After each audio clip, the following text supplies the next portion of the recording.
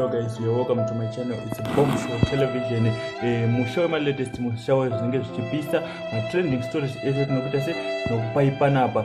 Nyaya yandava nayo inyaya inosirisa kwazvo yemukomana pakaipa guys.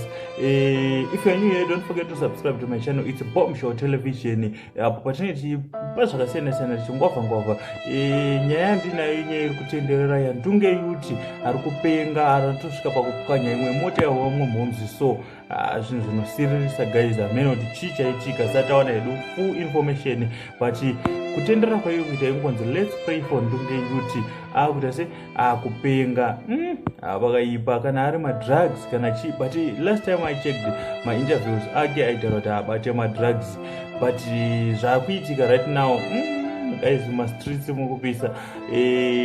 Mumwe wedu Ndunge Youth anorova mangoma anototifadza anototinakidza. Inini am a big fan of Ndunge Youth, but zvaitika izvi pakaipa guys.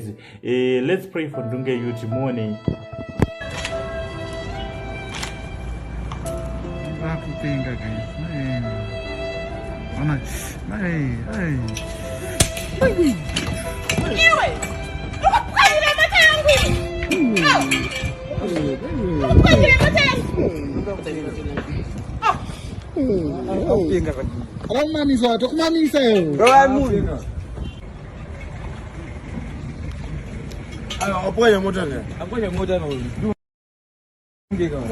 Hey guys, nofunga mamuona Ndunge Youth ari kuita se ari kutendera mustreet kusvika atozotorwa neBhabhilani. Saka right now hatisi kuziva kuti aita se ari kupi. Saka tichingokupai maupdates ezvinenge zvichipisa. Don't forget to subscribe to my channel. It's a Bomb Show Television.